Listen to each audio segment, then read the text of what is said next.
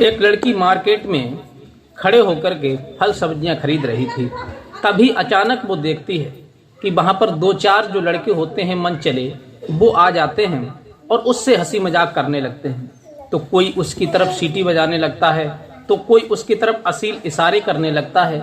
इस बात को वो देखती तो है, लेकिन देखने के बाद कुछ समय के बाद वो लड़के सारी हदों को पार कर जाते हैं और उस लड़की के साथ में कुछ ऐसा कृत्य करते हैं जिसे सभी मार्केट वाले उस नज़ारे को देखने लगते हैं। और फिर वो लड़की कुछ उन मंचलों के साथ ऐसा कृत्य करती हैं जिसे देख करके सबकी आंखें खुली की खुली रह जाती हैं।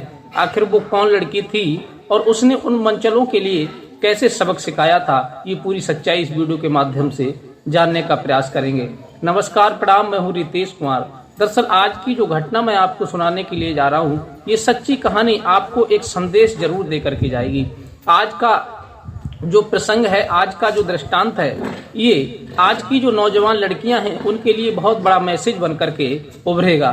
तो आइए जान लेते हैं। एक लड़की जिसका नाम पल्लवी था, पल्लवी नाम की एक लड़की वो मार्केट में पहुंचती है और मार्केट में पहुंचने के बाद फल सब्जियां खरीद ही रही थी और इधर उधर देख रही थी कि बहुत सारे फल के ठेले लगे हुए हैं, सब्जी बेचने वाले सब्जी बेच रहे हैं, वहाँ महिलाएं औरतें आती हैं, सब्जी खरीदती हैं। बहुत सारे जो मार्केट में आए हुए थे अपना सामान खरीदते हैं, जा रहे हैं। लेकिन उसी बीच उनकी नज़र कुछ चार ऐसे मनचले लड़कों पर पड़ जाती है।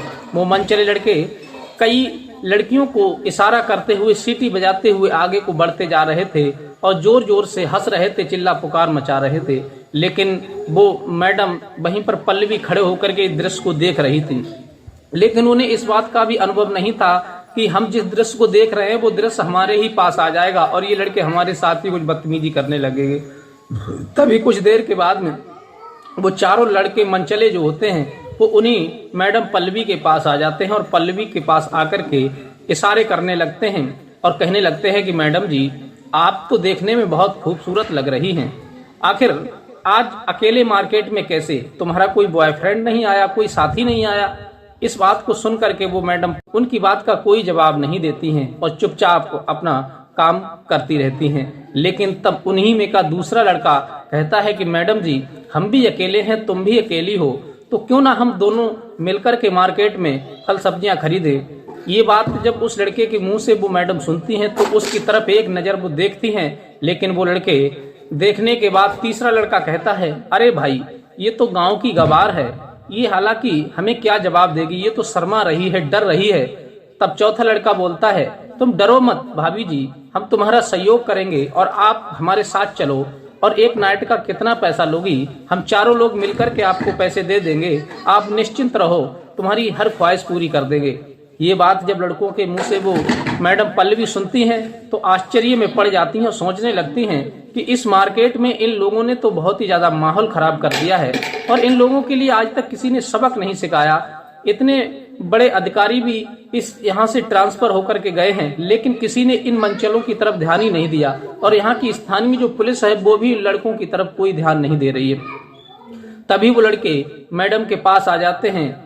एक लड़का उनका हाथ पकड़ने का प्रयास करता है, लेकिन मैडम अपने हाथ को जीत करके पीछे हट जाती हैं और उनसे कहती हैं कि आखिर तुम लोगों को कोई दूसरा काम नहीं है, तुम चलती फिरती लड़कियों को इस तरह से तंग करते हो, परेशान करते हो, तुम्हें पता है इसकी क्या सजा हो सकती है? तब वो लड़के हंसते हैं और कहते हैं कि मैडम जी, हमने आपको देख लिया, इससे बड़ी सजा और क्या हो सकती है? हम तो अपने आप पर कंट्रोल ही नहीं कर पा रहे हैं, हम तो सबसे बड़ी सजा यही मिल गई कि अब हम आपसे दूर नहीं रह पा रहे हैं। अगर आपको हमारे साथ चलना है, पैसे लेने हैं, तो आप बता दीजिए एक नाइट का कितना लेंगी। इस प्रकार की मैडम पल्लवी जब बात सुनती हैं तो फिर उनके अंदर बहुत जोर से गुस्सा आता है, लेकिन उनकी सतह तक पहुंचने के लिए फिर वो मैडम अपने गुस्से पर कंट्रोल तो कर लेती हैं, लेकिन उन लड़कों की जो शरारतें होती हैं वो बहुत ज्यादा बढ़ती चली जाती हैं। दो लड़के मैडम के पीछे पहुंच जाते हैं, दो आगे से आ जाते हैं और कहते हैं कि मैडम जी, आप तो बहुत खूबसूरत हैं, हमारा दिल तो आपने लूट लिया और हमें कब लूट रही हो, कब हमारे साथ चल रही हो? मैडम पहले तो उनसे कहती हैं, या तो तुम लोग यहाँ से चले जाओ, अगर नहीं यहाँ से जा रहे हो तो फिर तुम्हारे साथ हम वो सलूक करेंगे कि जीवन भर जब तक जियोगे तब तक याद रखोगे। लेकिन वो लड़के उनकी बातें सुनकर के हंसने लगते हैं और कहने लगते हैं कि ये तो पुलिस वाले की तरह धमकी दे रही है, जैसे कोई पुलिस वाला एक साधारण व्यक्ति को धमकी देता है। अरे मैडम, तुम नहीं जानती, हम इस मार्केट में रोज आते हैं और एक से एक सुंदर लड़कियों से मौज मस्ती करते हैं, लेकिन तुमको तो मैंने पहली बार देखा है। ये लग रहा है कि तुम गांव से पहली बार आई हो, इसलिए शर्मा रही हो, कुछ जवाब नहीं दे रही हो। कुछ लड़कियां तो ऐसी होती हैं जो हमारी बातों से इम्प्रेस होकर के हमें अपने गले तक लगा लेती हैं। उन सभी की बातों को सुनकर के मैडम जो पल्लवी होती हैं वो देरी नहीं करती, अपने पर्स से फोन निकालती हैं और फोन निकाल करके तुरंत फोन करती हैं और कहती हैं कि इंस्पेक्टर निर्मला, तुम जल्दी से मार्केट के गेट पर आ जाओ, यहाँ मैं तुम्हारा इंतजार कर रही हूँ। लेकिन ये बात जब वो चारों लड़के देखते हैं तो वो हंसने लगते हैं और ताली पीटने लगते हैं, कहने लगते हैं कि इन्होंने तो ऐसे फोन कर दिया जैसे कि यहाँ की कोई ये आईपीएस अधिकारी हो, इनके कहने पर तुरंत इंस्पेक्टर यहाँ आ जाएंगी। तब वो लड़के कहते हैं कि मैडम जी, हम आपकी सारी बातें जानते हैं, आप हमें डरपाने के लिए, यहाँ से भगाने के लिए इस तरह झूठ मूठ फोन पर बात कर रही हो जिससे कि हम डर करके भाग जाएं। हम डर करके भागने वाले नहीं हैं, हमारा तो यहाँ का रोज का काम है और आप जैसी लड़कियों से टाइम पास हो जाता है, बस पूरा दिन हमारा अच्छा निकल जाता है। कुछ ही देर बीता था, तभी तक सारन की आवाज सुनाई देती है और 2-3 गाड़ियां पुलिस की जो मार्केट का मेन गेट होता है वहां पर आकर के रुक जाती हैं। वो आवाज हूटर की उन लफंगों के कान में जब पहुंचती है तो वो सोचने लगते हैं कि पता नहीं किस कारण से पुलिस यहाँ पर आई है, कोई दंगा प्रसाद हुआ है या फिर किसी ने कोई कंप्लेंट की है। लेकिन वो अपने आप के ऊपर नहीं इस बात को सोच रहे थे कि मैडम ने ही फोन किया है तभी ये पुलिस आई है। कुछ ही देर के बाद वो देखते हैं कि पुलिस जो फोर्स आया हुआ था वो उन्हीं मैडम की तरफ आ रहा था। ये दृश्य देख करके उन लड़कों की आंखें खुली की खुली रह जाती हैं और उनके अंदर एक डर सा बैठ जाता है। सोचने लगते हैं ये मैडम कौन है जो इन्होंने इस तरह से फोन किया और तुरंत कई गाड़ी फोर्स पुलिस का यहाँ पर आ गया, आखिर कौन है आप। तब वो कहती हैं कि मैं कोई और नहीं हूँ, मैं यहाँ की शहर की नई एसएसपी हूँ। और ये बात जब वो लड़के सुनते हैं तो फिर उनके पैरों के नीचे से जमीन खिसक जाती है और वो सोचने लगते हैं कि आखिर हमने पंगा किसी गलत मैडम से ले लिया। अब तो वो भागने का भी प्रयास करते, लेकिन भागे तो भागे कहाँ, क्योंकि चारों तरफ से पुलिस फोर्स आ चुकी थी और उन्हें चारों तरफ से पुलिस ने घेर रखा था। तभी मैडम आदेश देती हैं इंस्पेक्टर को और कहती हैं कि इंस्पेक्टर, तुरंत इन चारों के लिए गिरफ्तार करके थाने लेकर के चलो।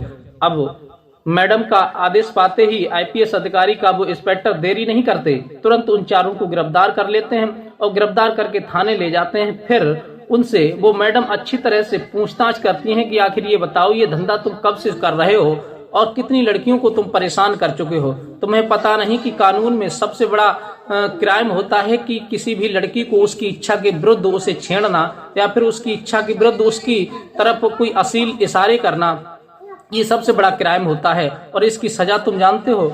अब वो लड़के मैडम की जब बात सुनते हैं तो गिड़गिड़ाने लगते हैं और मैडम कहने लगती हैं कि अगर हम वर्दी में होते तो तुम्हारी हिम्मत नहीं पड़ती, अगर हम सादा।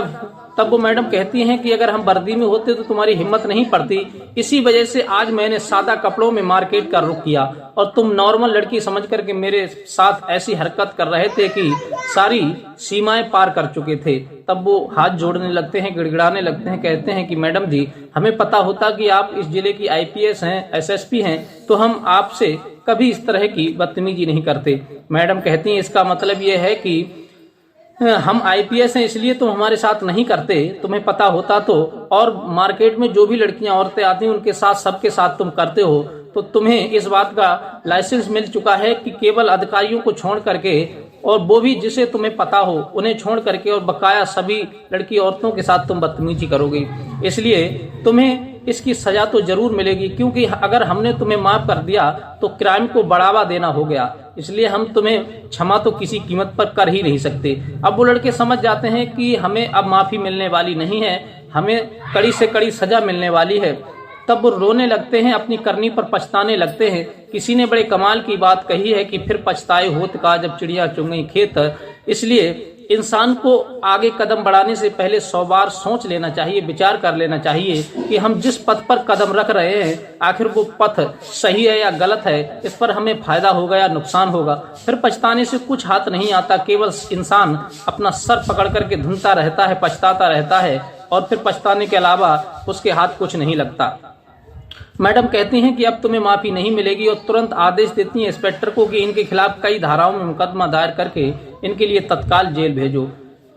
एसएसपी का आदेश पाते ही वो इंस्पेक्टर देरी नहीं करते, उनके खिलाफ कई धाराओं में मुकदमा दायर करते हैं और तुरंत कोर्ट में पेशी होने के बाद उन्हें जेल भेज देते हैं। इधर मैडम पल्लवी और सभी थाने अध्यक्षों को बुलाती हैं और मीटिंग करती हैं और कहती हैं कि आज के बाद, क्योंकि अकस्मात ये घटना मेरे साथ घटी है, शायद रोज किसी नई लड़की के साथ में ये घटना जरूर घटती होगी, क्योंकि आज मैं मौका वारदात पर वहां थी तो मैंने ये दृश्य देख लिया और फिर हर मार्केट में ऐसा होता होगा। इसलिए वो सभी थानों को अलर्ट करती हैं, सतर्क करती हैं कि आज के बाद पुलिस की गश्त हर मार्केट में रहेगी, कहीं पर भी कोई मनचला लड़का किसी भी लड़की औरत को परेशान ना कर सके। अगर कोई परेशान करता भी है तो तुरंत उसे अरेस्ट करो, उसके खिलाफ कड़ी से कड़ी कार्रवाई करो, क्योंकि क्राइम जड़ से खत्म हो जाए और कोई भी महिला औरत हमारे ऑफिस तक अपनी शिकायत लेकर के ना आ सके कि हमारी थाने में सुनवाई नहीं हुई या फिर हमारे साथ किसी ने दुर्व्यवहार किया है। ये बात सुनकर के सभी थाने अध्यक्ष सतर्क हो जाते हैं और एक्शन में आ जाते हैं। चारों तरफ पुलिस की गश्त लगने लगती है और वहां पर महिलाओं की सुरक्षा अच्छी तरह से होने लगती है। तो ये कहानी सुना करके हमारा उद्देश्य किसी का दिल दुखाना, परेशान करना नहीं था। हमारा उद्देश्य समाज में हो रही ऐसी घटनाओं को जागरूक करना, आपको दिखाना और सीख देना है कि इंसान को कभी भी हिम्मत नहीं हारनी चाहिए। अगर कोई परेशानी या कोई व्यक्ति आपको परेशान करता है, तंग करता है, तो उसका डट करके सामना करना चाहिए।